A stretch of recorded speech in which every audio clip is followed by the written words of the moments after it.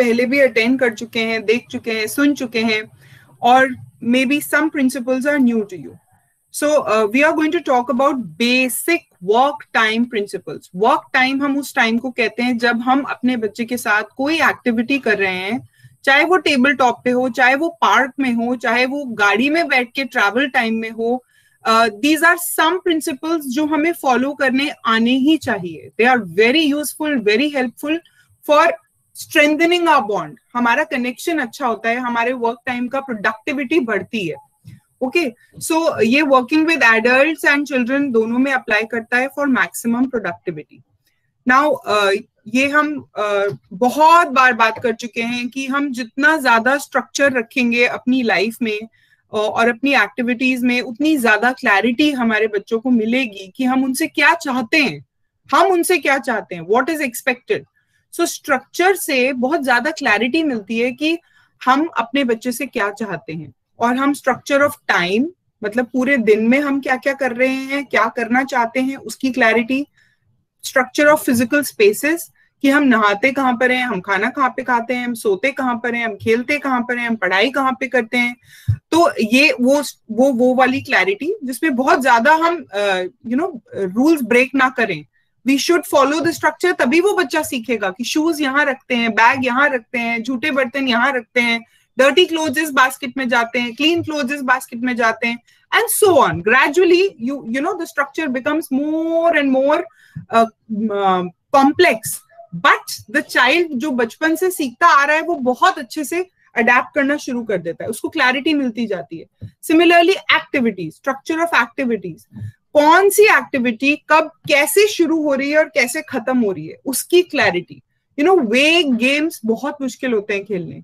वेग जिसकी कोई क्लैरिटी नहीं है, जो सिर्फ मस्ती के लिए बच्चे खेल रहे हैं, हमारे बच्चों के लिए डिफिकल्ट हो सकता है. तो हम उनके लिए एक्टिविटीज को थोड़ा स्ट्रक्चर कर देते हैं, जिससे कि उनको ये समझ में आए कि अच्छा इसमें क्या करना है मुझे, और ये कितनी देर तक चलेगी, और ये कब खत्म हो जाएगी. जब ये सारे आलू और प्याज सॉर्ट हो जाएंगे तो ये खत्म हो जाएगी, तो वो दिख ही रहा है कि इतने आलू और प्याज हैं. That kind of clarity. So हमें वर्क सिस्टम्स ऐसे बनाने जिससे कि सिंप्लीफाई हो जाए टास्क और एक्टिविटी, और उनको समझ में आ जाए देखते ही कि क्या करना है. क्योंकि कई बार बच्चे पूछ नहीं पाते हैं, मम्मी कितनी देर तक चलेगा ये वाला टाइम, इसके बाद हम क्या करेंगे. So if we give them clarity enough for doing a particular activity, वो ज्यादा एंजॉय करते हैं. नाउ इसी स्ट्रक्चर को, फिजिकल स्पेसेस के स्ट्रक्चर को, क्या चीज कहाँ की जाती है. आपको जंपिंग करनी है तो आप ये गद्दे हैं, यहाँ पर जंपिंग कर सकते हो. इंस्टेड ऑफ सेइंग कि आप सोफे पे जंप मत करो, अगर हमने उन्हें एक जंपिंग पैड ऑलरेडी बना के दे दिया है कि ये मैट्रेसेस डली हुई हैं दो एक के ऊपर एक, ये आपका जंपिंग जगह है, यहाँ पर you can jump as much as you want, तो the child has got so much clarity of physical space कि ठीक है मुझे यहाँ पे जंप करना है. So, जब भी उसको जंपिंग की सेंसरी नीड होगी वो वहां जाके जंप कर सकता है, उसको सिखाया जा सकता है कि यहाँ पे जंप करना है. Similarly for structure of time, कि हमारा स्क्रीन टाइम कब होता है, टीवी टाइम कब होता है, पार्क टाइम कब होता है, वो बहुत जल्दी अडेप्ट करते हैं. As soon as you give them a structure, वो they adapt beautifully and very fast. And similarly structure of activities, how an activity जिसकी एक क्लियर बिगिनिंग है और एक क्लियर एंडिंग है, that is the bottom line of getting your child to do more and more activities. So this is about structure. Then visual supports, again we keep repeating these.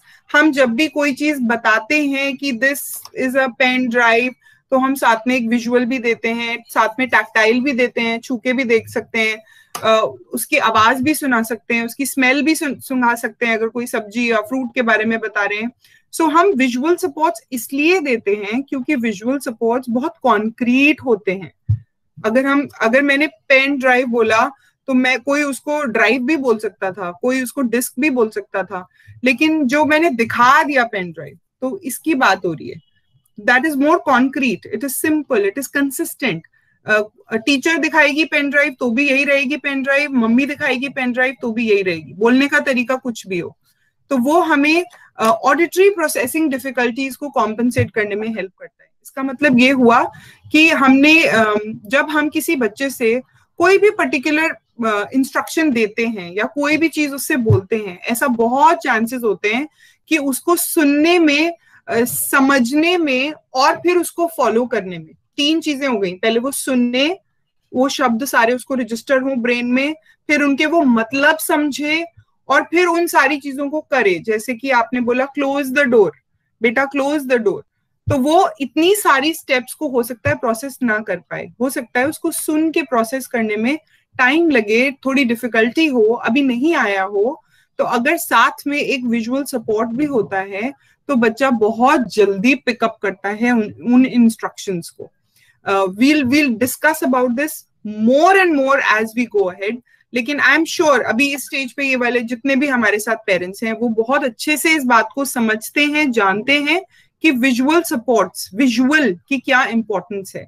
मैं आपसे बोलूं कि sunrise learning पहुंचने के लिए आपको पहले वहां से राइट टर्न लेना है, फिर एक मदर डेयरी आएगी, वहां से लेफ्ट लेना है, फिर वहां एक पुलिस स्टेशन आएगा, ऐसे अगर मैं आपको वर्बली बताऊं या फिर मैं आपको एक मैप दिखा दूं या आप अपना जीपीएस खोल लो, तो दैट इज अ विजुअल। वो जो जीपीएस आपके सामने चल रहा है दैट्स अ विजुअल। मैं आपको बताऊं कि आपको उस दिन आधार कार्ड लेके आना है, वो फोटोकॉपी ऑफ ये लेके आनी है, या फिर मैं आपको रिटन एक लिस्ट दे दूं, चेकलिस्ट, जिसमें 5 चीजें लिखी हुई हूं आपके सामने, now that's a visual. Visual is more helpful और just verbal information is more helpful. वो आप खुद ही समझ सकते हो, आप शॉपिंग जाते हो, आप लिस्ट बना के ले जाते हो, because that's a visual. So visual supports बहुत हेल्प करते हैं बच्चे को इंफॉर्मेशन रजिस्टर करने में, इंफॉर्मेशन को प्रोसेस करने में, और विजुअल सपोर्ट्स के और बहुत एडवांटेजेस हैं। तो we need to use more and more visual supports. Similarly predictability भी एक ऐसा वर्क टाइम प्रिंसिपल है जो आई बिलीव कि बहुत ज्यादा कनेक्शन को बढ़ाता है। हम बच्चे को ये बताते हैं कि हम क्या करने वाले हैं, आज क्या क्या होने वाला है, जब यहाँ पर ऐसा होगा तब क्या हो सकता है, व्हाट आर द पॉसिबिलिटीज। हम सरप्राइजेस कम करते जा रहे हैं और उसकी मेंटल प्रिपरेशन बढ़ाते जा रहे हैं।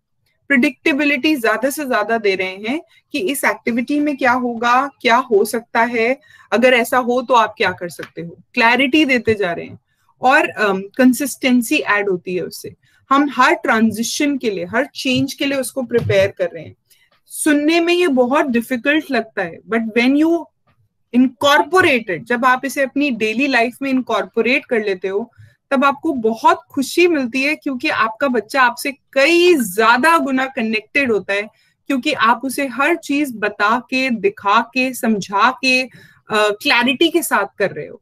So the child is way more connected. For example यहाँ पे एक कार्ड है जिसमें लिखा है फर्स्ट वर्क टाइम फिनिश करेंगे तब ब्रेक लेंगे, तो उसका एक विजुअल भी है, उसको आपने क्लैरिटी भी दे दी। सिमिलरली आपका जो बच्चे का डे है वो पूरा का पूरा आपने मॉर्निंग टाइम को स्ट्रक्चर कर दिया और उसको ये प्रिडिक्टेबिलिटी दे दी कि आज क्या क्या होने वाला है, आज हम पार्क प्ले टाइम भी जाएंगे, आज आउटसाइड भी जाएंगे, एटसेट्रा एटसेट्रा। सिमिलरली क्लैरिटी, ये सब बातें घूम फिर के एक ही बात को बार बार समझाने की कोशिश कर रही हैं कि हमारे बच्चे को क्लैरिटी देना बहुत जरूरी है हमें, कि हम आपसे क्या चाहते हैं।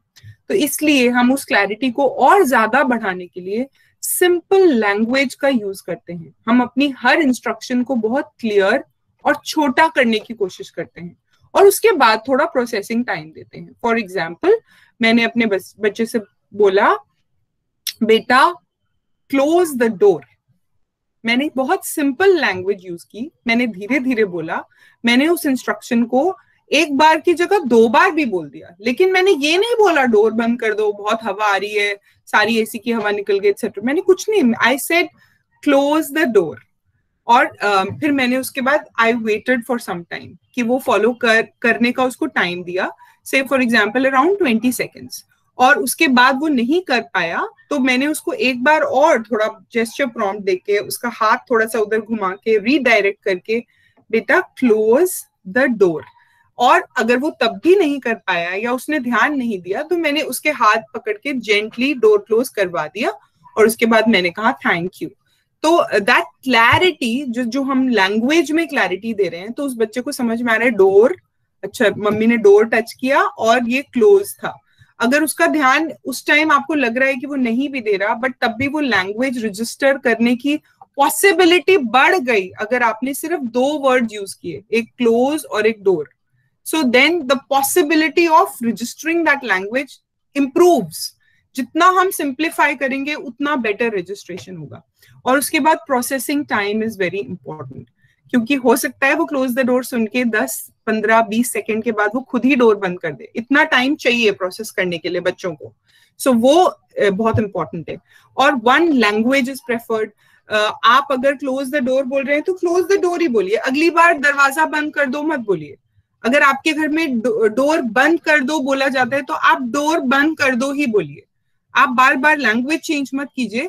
That gives the child more and more clarity, और वो लैंग्वेज जल्दी पिकअप करते हैं. तो ये अभी तक हमने जो बात की वो सारी थी clear expectations and clear consequences. मेरी आपसे क्या एक्सपेक्टेशन है और उसका क्या कॉन्सिक्वेंस होगा. सो ये आपने अभी तक उनको क्लैरिटी दी है. मॉडरेशन.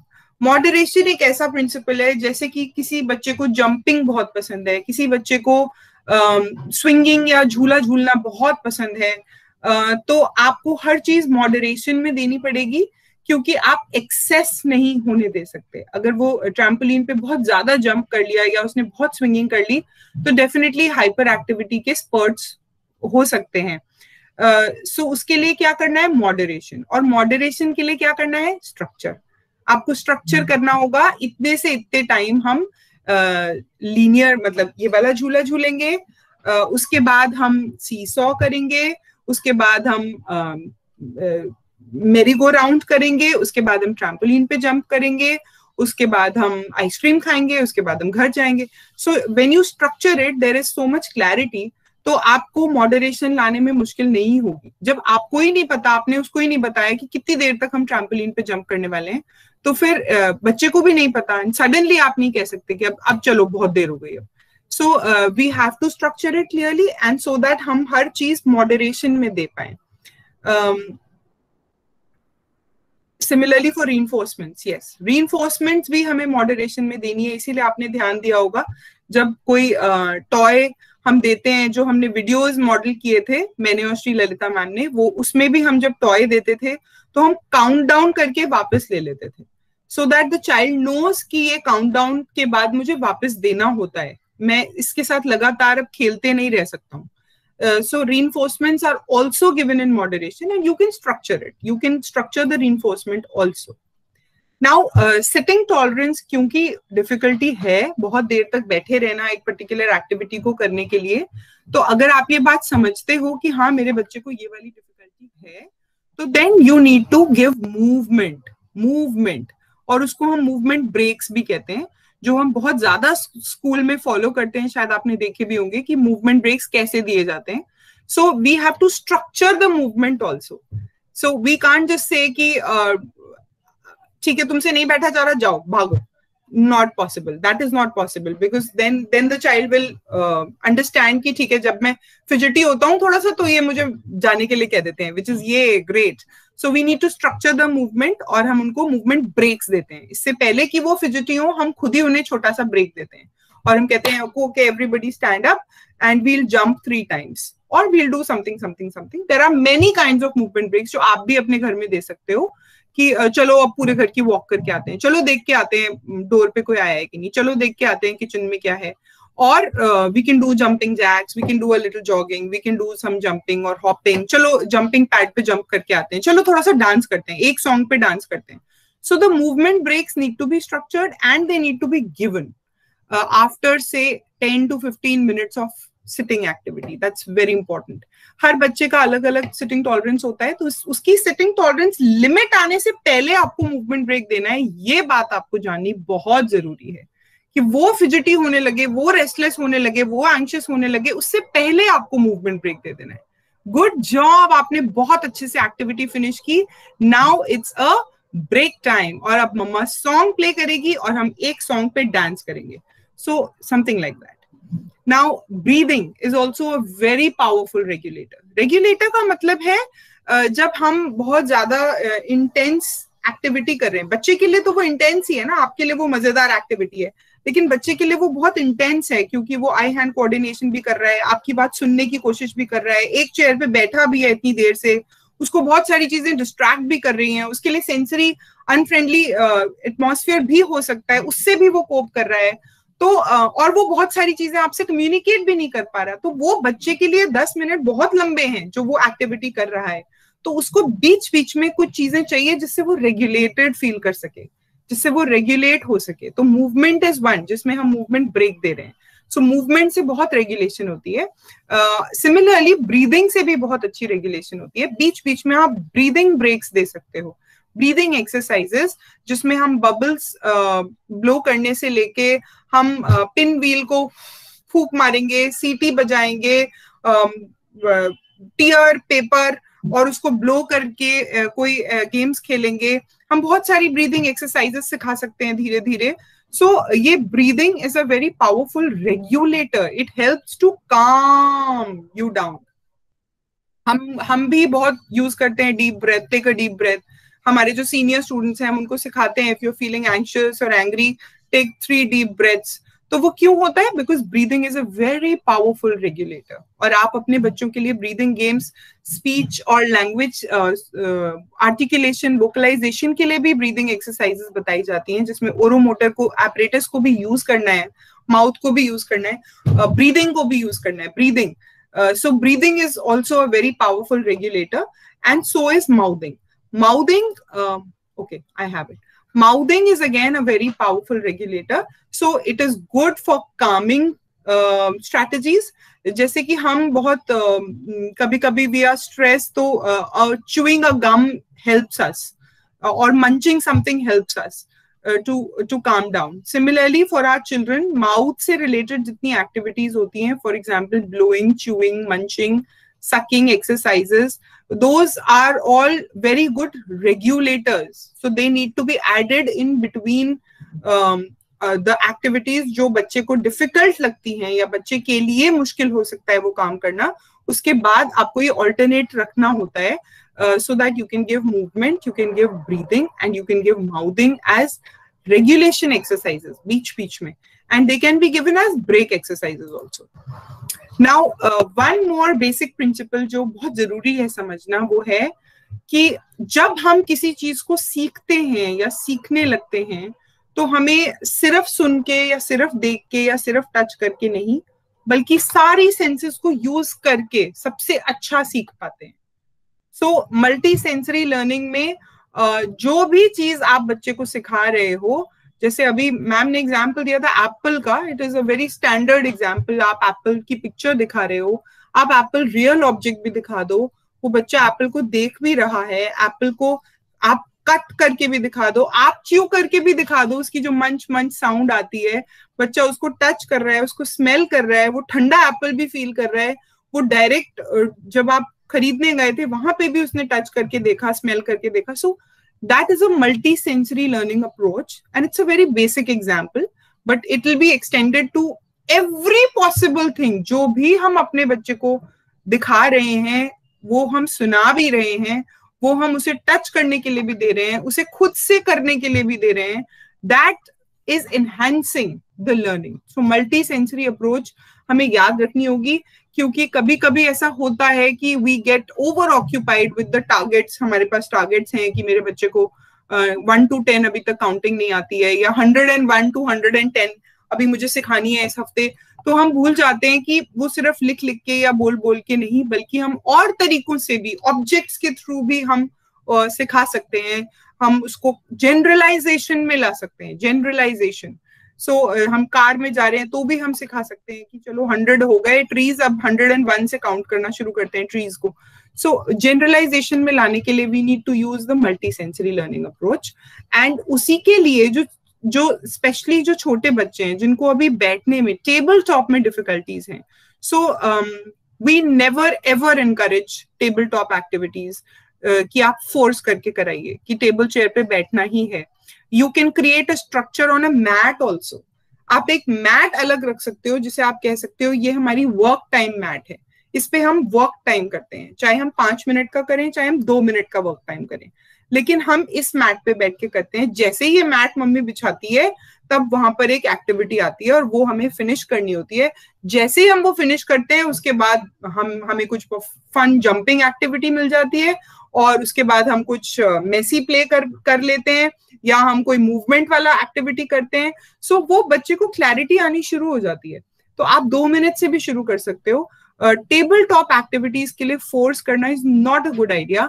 मैट के ऊपर ही आप एक पटरा शुरू कर सकते हो, पटरा रखा, बीच में टेबल आ गया, वहां से शुरू करी, फिर धीरे धीरे आप छोटा छोटा पटरा अपने बच्चे और अपने लिए भी रख सकते हो, फिर धीरे धीरे आप टेबल टॉप पे जा सकते हो। So from a floor to a mat to small पटरास and stools and gradually going to a real table and a chair setting can be a good idea to work with your child rather than starting with a table and chair. अगर आपके बच्चे को difficulty है table chair से, table chair can be a challenge for many children. One is table chair and one is commode, sitting on the pot. Many children have difficulties with this,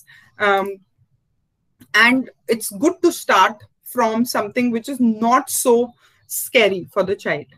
Now, start ADLs early. Again and again bringing this point. बार हम ये बात emphasize करते हैं, अगर हम speech पे काम कर रहे हैं या language पे काम कर रहे हैं या communication पे काम कर रहे हैं, उसके साथ साथ हमें याद रखना है कि activities of daily living भी बच्चे को अभी सीखना है, अभी से सीखना है और सीखते रहना है, और वो activities उसकी independence के लिए बहुत ज्यादा जरूरी है। तो जिस टाइम आप स्पीच और लैंग्वेज पे काम कर रहे हो, ऑफ कोर्स उस टाइम आपके टारगेट्स और आपका फोकस किसी और चीज पे होगा, लेकिन आपके पास ऐसे पूरे दिन में हजारों अपॉर्चुनिटीज होती हैं जब आप उस बच्चे को एक्टिविटी ऑफ डेली लिविंग भी सिखा सकते हो। और वो आप कैसे सिखा सकते हो? You can try using task analysis. Task analysis का मतलब होता है कोई भी एक एक्टिविटी को छोटे छोटे पार्ट्स में बांट दीजिए। जैसे आपने देखा होगा जहां हम हैंड वॉश करते हैं वहां बच्चों के लिए टास्क एनालिसिस लगा होता है। Step number 1 open tap, picture लगी होती है। Step 2 rub hands in water, wash hands. Step 3 squeeze soap. Step 4 rub hands. Step 5 rinse hands in water. Step 6 close tap. Step 7 wipe hands. Step 8 go to class, whatever.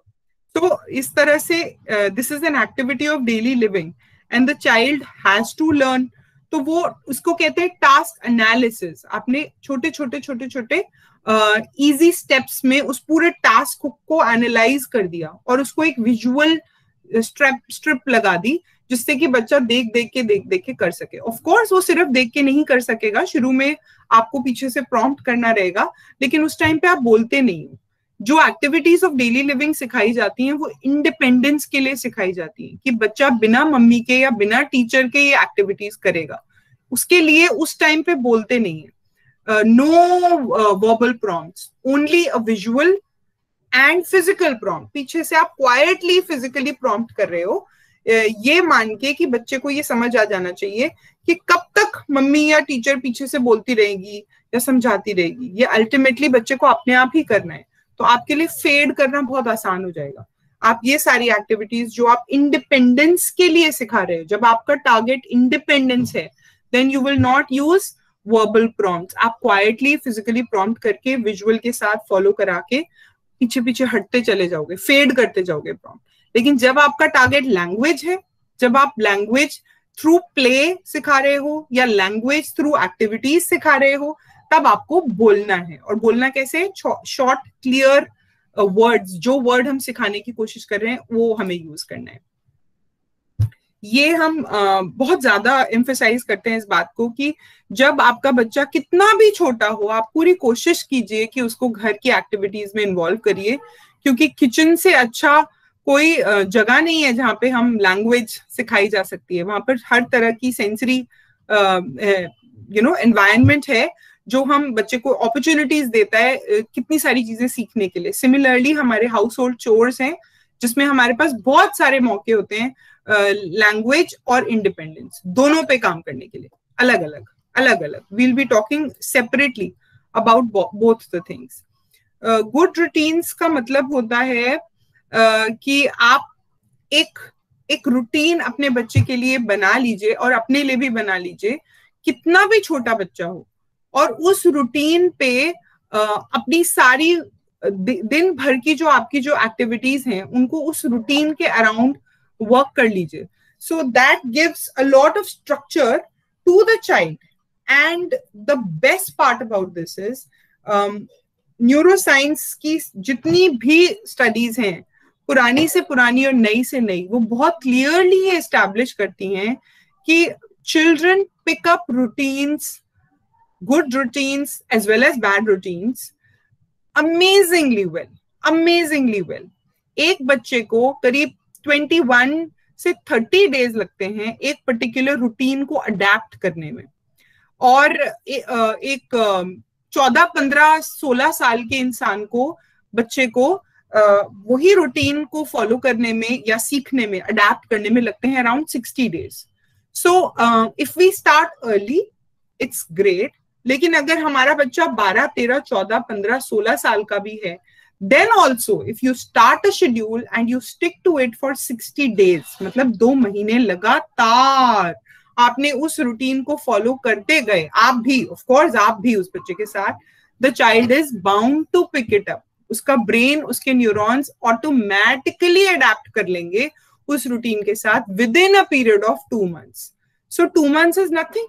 2 months में अगर वो बच्चा एक routine pickup कर लेता है, उसके बाद all you need to do is let the child follow that routine. आपको उसको encourage करते रहना है कि वो रूटीन वो फॉलो करता रहे, which is fantastic.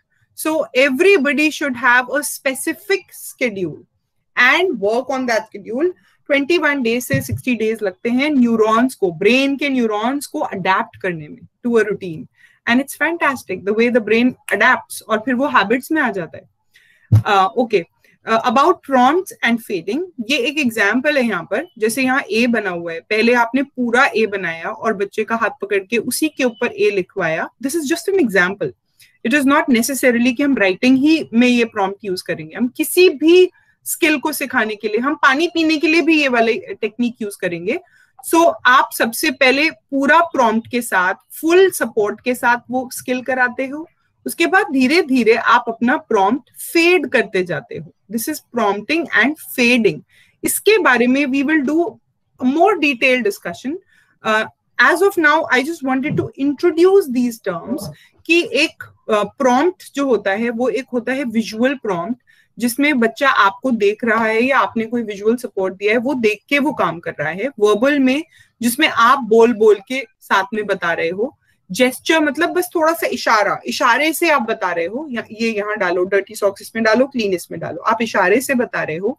मॉडलिंग मतलब आप कर रहे हो और बच्चा आपको देख के कर रहा है, दैट इज मॉडलिंग, आप कर रहे हो. पार्शियल फिजिकल, थोड़ा सा फिजिकल प्रॉम्प्ट, थोड़ा सा हाथ पकड़ा, हल्का सा हाथ पकड़ा.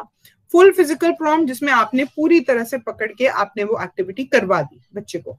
सो ये तरह तरह के प्रॉम्प्ट्स हैं, और इनकी हायरार्की दोनों तरफ से हो सकती है, and we'll talk about it later. But आपको ये याद रखना है कि जब आप इंडिपेंडेंस के लिए काम कर रहे हो, जब आपका टारगेट इंडिपेंडेंस है, तो आपको ज्यादा से ज्यादा फिजिकल प्रॉम्प्ट यूज करना है, कम से कम बोलना है. और अगर आप लैंग्वेज के लिए काम कर रहे हो, तब आप you can use verbal prompt, you can use language, you can use speech, but keep it clear and simple. So we will go to more work time principles on prompting and fading later. Now एक और principle है जो याद रखना है, which is errorless teaching and learning. Errorless teaching का मतलब होता है जब हम अपने बच्चे को कोई भी चीज सिखाना चाहते हैं या सिखा रहे हैं, तो हमें याद रखना है कि जैसे we as adults हम क्या करते हैं, अपनी मिस्टेक से सीखते हैं. और पिछली बार मुझसे ये गलती हो गई थी तो अब मैं ध्यान रखूंगी. लेकिन जो बच्चे होते हैं वो, उन्हें नहीं पता कि इसे गलती कहते हैं, they don't know. So what they understand is कि पिछली बार भी मैंने ऐसे ही किया था, जैसे ही मैं टेबल पे आके बैठा, मैंने पूरा बाउल राजमा और छोले का नीचे गिरा दिया था और वो सारे फैल गए थे और बहुत अच्छी आवाजें आई थी और बहुत मजे आए थे. फिर हम सब ने उठ के उसको चुना था and that was great fun. तो शायद मुझे यही करना होगा. और वो फिर से बैठेगा और फिर से पूरा बाउल गिरा देगा जिसमें राजमा और छोले भरे हुए थे, और फिर से वो आवाज आएगी और फिर से बहुत मजे आएंगे, फिर से राजमा और चने गिर जाएंगे. The child did not understand कि वो कोई मिस्टेक थी और उससे उसे कुछ सीखना था. उसे लगा कि दिस इज द वे, ऐसा ही करना होता होगा. So what we need to do is we need to keep it errorless. अगर हम चाहते हैं कि हमारा बच्चा टेबल चेयर पे आके बैठे और वो उसके बाद राजमा और चने की सॉर्टिंग करे, तो फिर हमें उसको इतना क्लैरिटी से प्रॉम्प्ट करते हुए बिठाना होगा, उसके हाथ पकड़ के हैंड्स फोल्ड कराने होंगे, उसके बाद बहुत केयरफुली हमें वो बाउल लाना होगा राजमा और छोले का उसके सामने, उसका एक हाथ जेंटली हमने पकड़ा हुआ है, दूसरे हाथ से हमने उसको प्रॉम्प्ट करा के सॉर्टिंग शुरू करा दी विद क्लैरिटी। उसमें दिख रहा है कि एक बाउल में राजमा ऑलरेडी पड़ा हुआ है, एक बाउल में ऑलरेडी छोला पड़ा हुआ है, इसमें एक मिक्सचर है, और वो मिक्सचर भी इतना कम होना चाहिए कि आपको पता है कि आपका बच्चा इतना सॉर्ट कर देगा फिनिश। कटोरी भर के आप सॉर्टिंग शुरू नहीं करा सकते हो। अगर उस बच्चे की कैपेसिटी 2 या 4 दाने सॉर्ट करने की है तो आप उसमें 4 ही दाने रखोगे, और उसके बाद जब जैसे ही फिनिश हो जाएगी वो उठा के आप जल्दी से हटा दोगे, and then you leave the hands and say good job, nice, और उसके बाद हमने एक रीइंफोर्समेंट दिया। सो एररलेस टीचिंग का मतलब है जो आप चाहते हो कि बच्चा जिस तरह से काम करे वैसा आपको कराना है, चाहे उसके लिए आपको प्रॉम्प्ट करने पड़े, चाहे आपको उसको प्रॉम्प्ट करना पड़े। So that's errorless teaching, and you don't want the child to make mistakes. आप नहीं चाहते कि वो mistakes करे क्योंकि उसे नहीं समझ में आ रहा है कि वो mistake है। So then visual, clear, practical goals. Goals बनाना, गोल बनाने के लिए एक आपको वीडियो शेयर किया गया था इसी ग्रुप पे, जिसमें हमने ये बात की थी कि हम क्लियर, शॉर्ट, प्रैक्टिकल गोल्स कैसे बनाते हैं। आई होप आप सबने वो देखा होगा। So that अगर नहीं देखा है तो प्लीज वो देख लीजिए। That's a long webinar, but वो रोड मैप है, कैसे कैसे हम आगे के लिए प्लानिंग कैसे करते जाते हैं और गोल्स कैसे कैसे सेट करते हैं। और भी हम इसमें बहुत सारी सीरीज में we will be talking about goal setting for speech, for language, for communication skills.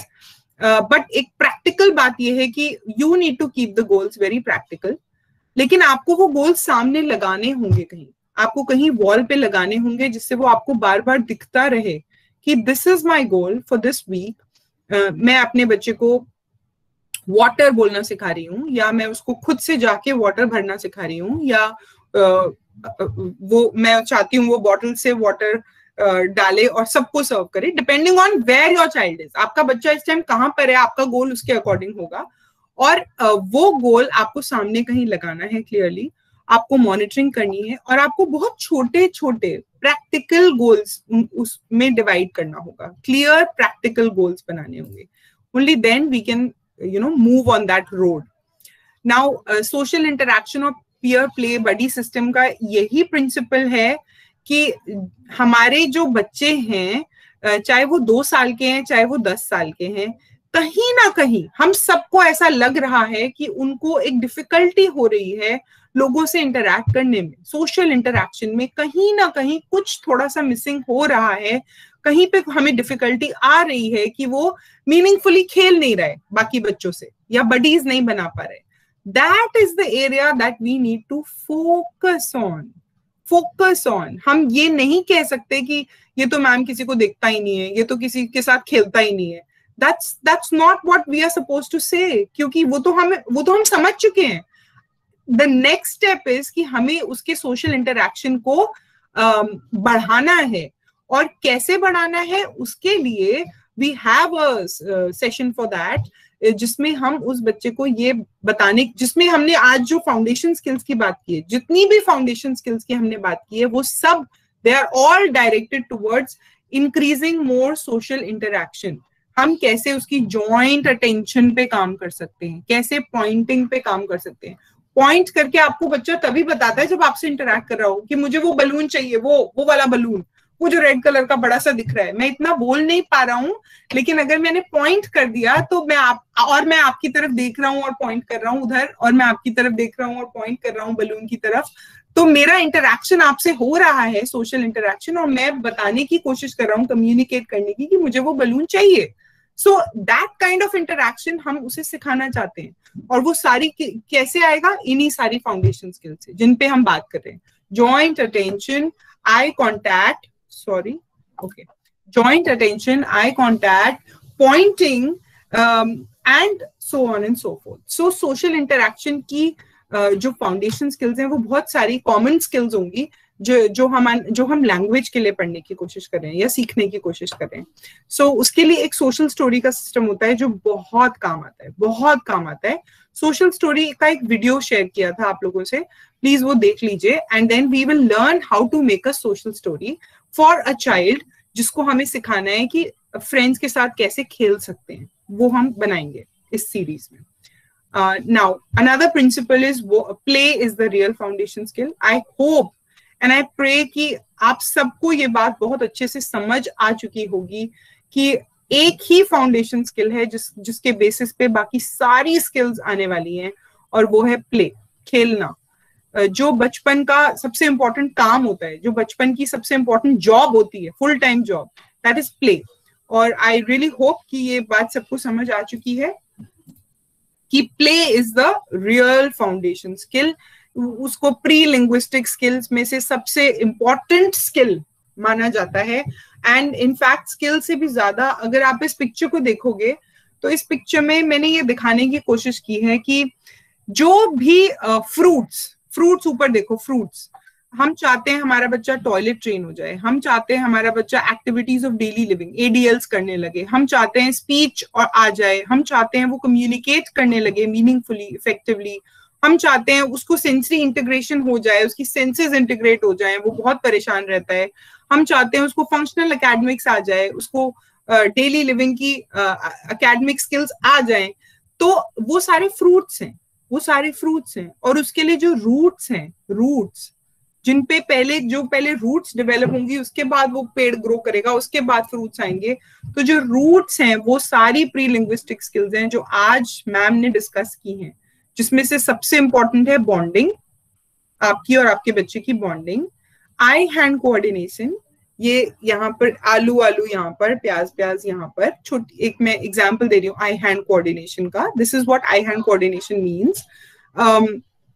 Eye contact, जो मैम ने अभी आज डिटेल में बात की. जॉइंट अटेंशन, कि वो देखो, ये देखो एप्पल, ये देखो पेन ड्राइव, ये देखो हार्ड डिस्क, ये देखो माउस. तो आप जो दिखा रहे हो उसकी तरफ वो बच्चा देखे, दो लोग एक ही चीज की तरफ देखें, दैट्स जॉइंट अटेंशन. वो देखो एरोप्लेन, वो देखो डॉगी, वो देखो ट्री, वो देखो कार. तो अगर वो बच्चा जॉइंट अटेंशन देना शुरू हो जाए तो दैट्स अगेन अ रूट, वो एक बहुत इंपॉर्टेंट रूट है, फाउंडेशन है. और उसके लिए पहले हमें बिल्कुल क्लोज की चीजों से शुरू करना पड़ता है, बड़ी बड़ी ऑब्जेक्ट से शुरू करना है, बिल्कुल पास में, जो हम उसे दिखा भी सकें, और फिर धीरे धीरे हम डिस्टेंस पे जाना शुरू करते हैं. फिर fine motor skills is again one route, वो रूट है जो फाइन मोटर स्किल्स हम डेवलप करना चाहते हैं.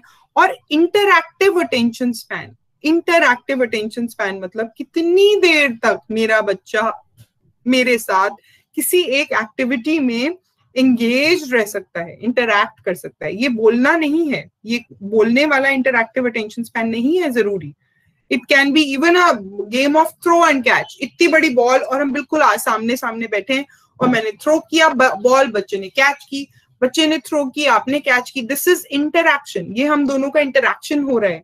और कितनी देर तक मेरा बच्चा इस एक एक्टिविटी में एंगेज रह सकता है.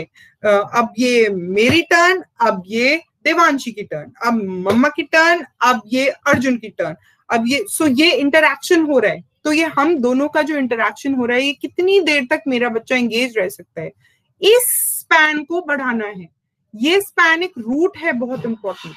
This is also one of the roots and a very important foundation skill, which is also a pre-linguistic skill, जिसके बेसिस पे हमारी आगे की स्पीच और लैंग्वेज और इफेक्टिव कम्युनिकेशन आने वाला है. तो अगर हम इन स्किल्स पे काम करेंगे तो ये हम रूट्स पे काम कर रहे हैं, और जितनी स्ट्रॉन्ग रूट्स होंगी उतना जल्दी और स्ट्रॉन्ग ट्री बनेगा, और उतने अच्छे फ्रूट्स आएंगे, और उतनी जल्दी फ्रूट्स आएंगे. सो ये जितनी भी रूट्स हैं और जितना भी ये ट्री उगने वाला है, ये कहाँ पर उगेगा, कौन से सॉइल में? ये सब प्ले के सॉइल में उगेगा. ये सब कुछ प्ले के थ्रू ही हो सकता है. This is what is the importance of play. तो आप जितनी भी रूट्स की डेवलप करने की कोशिश कर रहे हो, उनको आपको प्ले एनवायरनमेंट्स देना है, प्ले के थ्रू ये सारी स्किल्स करानी है. आपको एक छोटा सा बच्चा बन जाना है अपने बच्चे के लेवल का, और ये सारी स्किल्स रूट्स को डेवलप कराना है through play. Now follow through. What do you mean by follow through?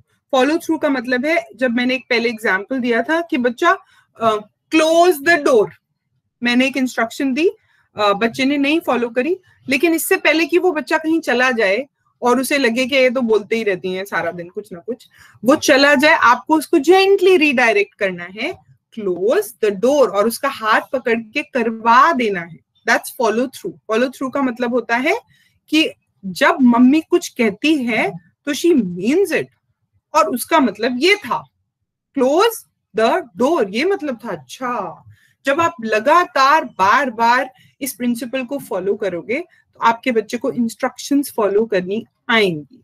And we'll go in details later. अभी I am just quickly taking you through the work time principles. Leisure skills, dance and skills बहुत important है, इनसे बहुत सारे advantages होते हैं और इसलिए ये मूवमेंट ब्रेक्स में यूज किए जाते हैं. I am not going into that right now. Give tools for communication. आपके बच्चे को कम्युनिकेट करना है, आप चाहते हो कि वो अपनी बेसिक नीड को कम्युनिकेट करे, अपनी फीलिंग को कम्युनिकेट करे, लेकिन आप उसको कोई टूल नहीं दोगे तो वो कैसे कम्युनिकेट करेगा? जरूरी थोड़ी है सिर्फ वर्बली ही कम्युनिकेट करे. आप भी तो व्हाट्सएप मैसेज लिख देते हो, हमेशा कॉल करने का मन नहीं करता ना, बोलने का मन नहीं करता, तो आप मैसेज टाइप कर देते हो, आप कोई पिक्चर भेज देते हो. तो आपके बच्चे के पास भी तो टूल्स होने चाहिए ना कम्युनिकेट करने के लिए. जरूरी थोड़ी है सिर्फ वर्बली बोल के ही वो कम्युनिकेट करे. So we have to give those tools. Tools कौन देगा? आप दोगे वो टूल्स कि आपका बच्चा यूज कर पाए. वो पिक्चर्स यूज कर सकता है तो पिक्चर्स यूज करे. आप उसके लिए एक बोर्ड बना सकते हो, कम्युनिकेशन बोर्ड, जिसमें एप्ट पिक्चर्स लगाई जा सकती हैं. अगर वो साइट रीडिंग करता है तो आप वर्ड्स लगा सकते हो काट काट के एज कार्ड्स. अगर वो कोई ऐप यूज करता है तो आप उस ऐप के थ्रू उसको कम्युनिकेशन सिखा सकते हो, लेकिन टूल्स देने बहुत जरूरी है. Similarly choice board.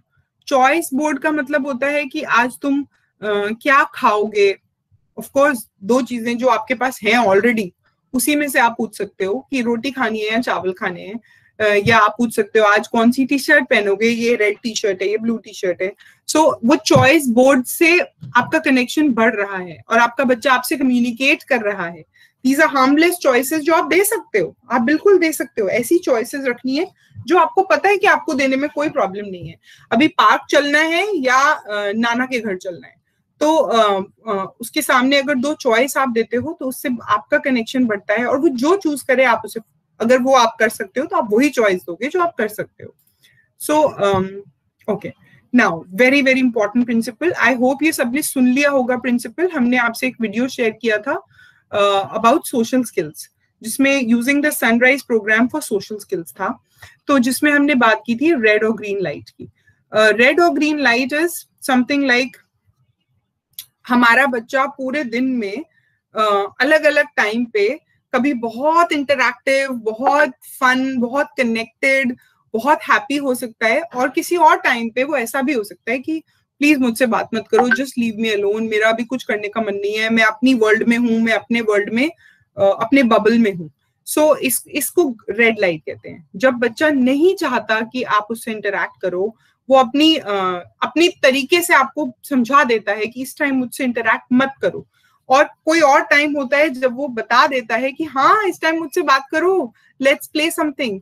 वो बिना बोले भी आपको ये कम्युनिकेट कर देता है कि मैं इस टाइम ग्रीन लाइट में हूँ, आओ सिखाओ जो सिखाना है, आओ मेरे साथ खेलो, और इस टाइम पे मैं रेड लाइट में हूँ. और बाकी पूरे टाइम वो बच्चा इन्हीं 2 लाइट्स के बीच में होता है कहीं ना कहीं. तो वो आपको समझना है. इसको माइक्रो असेसमेंट कहते हैं. ये एक पेरेंट ही असेस कर सकता है थ्रू आउट द डे कि इस टाइम चाहिए 40 सीट पे बैठा है लेकिन इस टाइम ये ग्रीन लाइट में है, तो चलो हम कुछ नया सीखते हैं या कुछ बातें करते हैं. और इस टाइम ये भले ही मेरे साथ यहाँ मैट पे बैठा है लेकिन ये रेड लाइट में है, इस टाइम ये कुछ सीखने के मूड में नहीं है, इस टाइम मैं इसे कुछ सिखा नहीं सकती, तो चलो let me model something and then change the activity, क्योंकि ये तो रेड लाइट में है. तो आपका बच्चा जिस भी लाइट में है उस टाइम, रेड में है, ग्रीन में है या समवेयर इन बिटवीन है, आपको अकॉर्डिंगली उस बच्चे के साथ उस टाइम चैलेंज करना है. अगर वो बच्चा रेड लाइट में है तो आपको क्या करना है, आपको उसके साथ ज्वाइन करना है या आपको उसे छोड़ देना है. When the child is withdrawn, disconnected, try and join, but don't challenge. नई एक्टिविटीज या नई स्किल्स इंट्रोड्यूस करने की कोशिश ना करें उस टाइम पर. जिस टाइम बच्चा रेड लाइट में है, क्योंकि वो नहीं सीख पाएगा। उस टाइम वो विड्रॉन है, वो डिस्कनेक्टेड है, वो एंशियस भी हो सकता है। उस टाइम कामिंग स्ट्रैटेजीज यूज करनी है जिससे वो काम हो सके, रिलैक्स हो सके, हैप्पी हो सके। Not your kind of happy. हो सकता है आपको किशोर कुमार के गाने सुनना अच्छा लगता हो, लेकिन हो सकता है उसके लिए वो बहुत बड़ा नॉइज बन जाए। तो you have to go according to the child's calming strategies. और अगर वो ग्रीन लाइट में है, उस टाइम आपको अगर आप खाना भी बना रहे हो तब भी आपको छोड़ के उसकी ग्रीन लाइट को एज एन अपॉर्चुनिटी लेके वो वेस्ट नहीं होने देनी है, कि उस टाइम आपको उसके साथ खेलना भी है, नई स्किल्स भी इंट्रोड्यूस करनी है ग्रेजुअली, जो भी आपका गोल है वो, that is a golden time, that you can't miss. आपको उस टाइम सोशल स्टोरी सुनानी है तो आप वो सुनाइए। सो ग्रीन लाइट में you can leave all your work and take it as an opportunity. That you need to understand as a principle. ये बहुत important principle है जो आपको समझना है. We'll talk about scrapbooks, noun books and verb books some more sometime later. Clarity for holidays, मतलब जिस दिन छुट्टी होती है उस दिन भी बच्चे को clarity होनी चाहिए कि आज हम क्या क्या करने वाले हैं. Schedule is important for that day as well.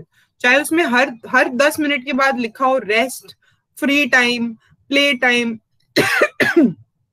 लेकिन उसमें क्लैरिटी होनी चाहिए कि आज क्या क्या होने वाला है पूरे दिन में. हॉलीडे का सेपरेट शेड्यूल होना चाहिए. Give more and more choices, choices से बेटर कनेक्शन बनता है बच्चे का. रूल्स, रिस्पेक्ट द रूल, आप रूल को रिस्पेक्ट कीजिए. अगर आपने रूल बनाया है कि खाने के टाइम पे हम फोन नहीं यूज करेंगे, तो देन आप भी रिस्पेक्ट कीजिए. अगर आपने उस बच्चे के लिए बनाया है कि नहीं हम उस टाइम वीडियोस नहीं देखेंगे, हम फोन आसपास नहीं, स्क्रीन नहीं होगा खाने के टाइम पे, तो then you also respect that rule. That's important, क्योंकि वो बच्चा देख रहा है और आपसे सीख रहा है. इंडिपेंडेंस के लिए जैसे हमने एडीएल्स में बात की थी, I have a voice message, I will share that. Independence हमारा पहला गोल होना चाहिए. सारी स्किल्स आती रहेंगी लेकिन independence is way more important, क्योंकि उससे आपके बच्चे का कॉन्फिडेंस बिल्ड होता है, हैप्पीनेस आती है, और जब हैप्पीनेस आएगी तो ऑटोमेटिकली वो सारी स्किल्स के लिए और ज्यादा प्रिपेयर्ड हो जाएगा सीखने के लिए. सो इंडिपेंडेंस के लिए I will share that voice message. And promises, yes, हम जब कोई रीइंफोर्समेंट प्रॉमिस करते हैं, कोई भी रिवॉर्ड हम प्रॉमिस करते हैं, of course rewards are very motivating. हर इंसान को बहुत खुशी मिलती है अगर उसे पता हो कि ये काम जब मैं फिनिश करूंगा तो उसके बाद मुझे ये रिवॉर्ड मिलेगा. एंड वो प्रॉमिस आपको जरूर रखना है, otherwise the child will pick up कि आप ऐसे ही बोलते रहते हो. आपकी वर्ड्स की वैल्यू खत्म हो जाएगी उस बच्चे के लिए. आप समझो या नहीं समझो, आप ये सोचो कि मैंने इसको बोला था कि मैं बबल्स दूंगी इस एक्टिविटी के बाद, या हम जंपिंग करने चलेंगे, या हम पार्क चलेंगे, लेकिन अगर आप नहीं ले गए तो that is breaking the bond. जितना बॉन्ड और जितने कनेक्शन पे आप इतनी मेहनत कर रहे हो, वो बॉन्ड कहीं ना कहीं कमजोर पड़ेगा if you break your promise. Screen time के लिए आई एम श्योर बहुत सारे पेरेंट्स बहुत परेशान हैं और they don't know how to limit the screen time, so we have a separate session, we have a clear cut time for that. But the bottom line is structure it, moderation. अगर आप बिल्कुल बंद नहीं कर पा रहे हो तो उसको स्ट्रक्चर कर दो. अगर if the child is on the verge of developing a fixation, अगर आपको लग रहा है कि already वो fixation में है या verge पे है, limit the use of iPad and screen to 20 minutes. This is an example. आप उसको 20 minutes 4 times a day initially डाल दो, अलग अलग एक्टिविटीज के बाद शेड्यूल में डाल दो स्क्रीन टाइम, और उसके बाद धीरे धीरे उसको कम करते जाना. 20 मिनट से 15 मिनट्स पे आना, 15 मिनट से 10 मिनट्स पे आना, और 4 times a day की जगह फिर 3 times कर देना धीरे धीरे, और धीरे धीरे और रिड्यूस करते जाना. ऑफ कोर्स ये बताने की जरूरत नहीं है कि स्क्रीन टाइम से बहुत सारे डैमेजेस होते हैं to the brain, especially to the developing brain. To the mature brain of course बहुत सारे तरह के कैंसर्स होते हैं, और जो डेवलपिंग ब्रेन है उसमें I am sure all of you know this that it is extremely damaging to the developing brain. So presence of phone, presence of radiations around the developing child's brain is very damaging. So we need to structure it. Nature play and park time, again, they are heaven for improving, for developing language and developing so many skills. हम कितनी सारी चीजें nature के around सिखा सकते हैं. Nature is also a very important regulator, बहुत अच्छी तरीके से रेगुलेट कर देता है. कामिंग इसके इफेक्ट्स होते हैं नेचर के. So you can use nature. Big reactions to good behaviours. जो भी बिहेवियर हम चाहते हैं कि हमारा बच्चा बार बार करे, चाहे वो कितना भी छोटा से छोटा हो. आप खाना बना रहे हो आराम से और आपका बच्चा क्वाइटली बैठ के किसी पजल को लगा रहा है, तो अगर आपने उस टाइम कुछ नहीं बोला तो बच्चे को पता ही नहीं चला कि ये गुड बिहेवियर था. अगर आपने उस टाइम सेलिब्रेट किया, गुड जॉब माय सोना, thank you, you are playing so smartly, ये फिनिश करो फिर मैं दूसरी पजल भी ला दूंगी. सो आपने उसको सेलिब्रेट किया तो उस बच्चे को वो एक एज अ रीइंफोर्समेंट मिलेगा. और धीरे धीरे धीरे धीरे जितनी बार आप उस गुड बिहेवियर को सेलिब्रेट करते जाओगे वो उसके आदत में आता जाएगा. सिमिलरली जो इनअप्रोप्रिएट बिहेवियर्स हैं, जब वो चीख रहा है, चिल्ला रहा है, वो तो अपनी तरफ से कम्युनिकेट कर रहा है लेकिन वो अप्रोप्रिएट तरीका नहीं है आपके हिसाब से, तो तब आपको इग्नोर करना है, स्लो बन जाना है. You have to become like a slow idiot. क्यों आपको समझ में नहीं आ रहा कि वो क्यों चिल्ला रहा है, और जैसे ही वो क्वाइट हो, जैसे ही वो ऐसे बैठे, then you can go and celebrate. हाँ जी बच्चा बताइए क्या मैं आपके लिए कुछ कर सकती हूँ. Then you quickly try and find out कि उसको क्या चाहिए हो सकता है and what can make the child feel better. So आप जिस बिहेवियर को बढ़ाना चाहते हो उसको बड़े बड़े रिएक्शंस दो, सेलिब्रेट करो, दिवाली मनाओ, क्रिसमस मनाओ, आपके फेस पे दिखना चाहिए कि I am celebrating this behaviour. और जिस बिहेवियर को आप चाहते हो कि ये ना हो, ये दोबारा ना हो, उसको आप इग्नोर कर दो, आप बिल्कुल स्लो हो जाओ, आप उस टाइम अपना इंटरेक्शन मिनिमाइज कर दो. And we will talk about you, we have a blog for this for tantrums and meltdowns. I want all of you to read it. I'll share it in the group right away.